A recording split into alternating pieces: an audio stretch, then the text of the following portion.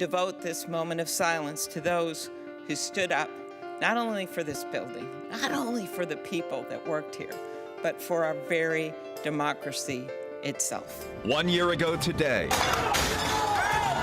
chaos at the U.S. Capitol. When it all cleared, 5 people would be dead after supporters of now former President Trump stormed the U.S. Capitol building, protesting his election loss to President Joe Biden. Today, I will stand in this breach. I will defend this nation. I will allow no one to place a dagger at the throat of democracy. President Biden speaks as his predecessor puts out this statement, still falsely claiming a rigged election with ballots sold in Georgia. No proof has ever been presented of widespread fraud with the nation's results, nor Georgia's. And when it comes to the riot, more than 700 people have been arrested and charged with crimes connected to the violence. And nearly 24 have ties to our state. Tonight, Joe Hankey tracking where those cases stand and the work still being done to identify more suspects.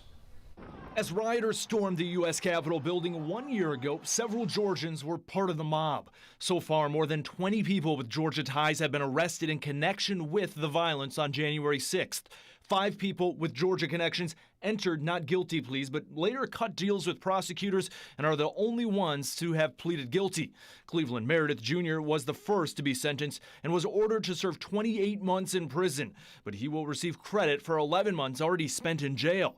Devlin Thompson sentenced to nearly 4 years in prison, followed by supervised release. Mitchell Simon, Verden Nalley, and Kevin Creek are set to be sentenced in the coming weeks. 4 Georgians who are barely old enough to vote are charged. 18-year-old Bruno Cua of Milton is accused by prosecutors of assaulting an officer in the Capitol and reaching the floor of the Senate. Court records include photos the FBI gathered as evidence of 21-year-old Nolan and 22-year-old Savannah McDonald posing in the Capitol. The pair are charged with illegally entering the Capitol, and 23-year-old Benjamin Torre faces similar charges and is quoted by the FBI as saying he entered the Capitol but did not damage any property. There are a mother and son who are co-defendants. Lisa Eisenhart and her son Eric Munchel, known in headlines as Zip Tie Guy, have both been indicted on charges for illegally entering the Capitol and are accused of bringing flex cuffs and a taser with them. Joseph Hutchinson III, Joseph Padilla, and Jack Whitten are all charged with violence against officers at the Capitol. Brian Ulrich, Blas Santillan, Jonathan Lawrence, and William Calhoun Jr. are all charged with illegally entering the Capitol. Calhoun, according to the FBI, bragged online about kicking in Nancy Pelosi's office door and writing she probably would have been torn into little pieces if she was around.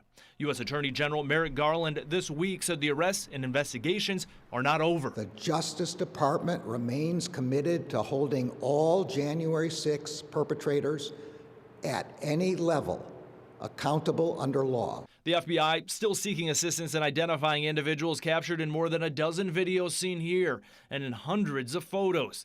In the past month in Georgia, the FBI took Ronald Lurka of Gainesville and Matthew Webler of Decatur into custody. And on 11alive.com right now, we have more specifics about each one of these cases and the charges each defendant is currently facing. We also have a link to those photos and videos of rioters the FBI is still working to identify.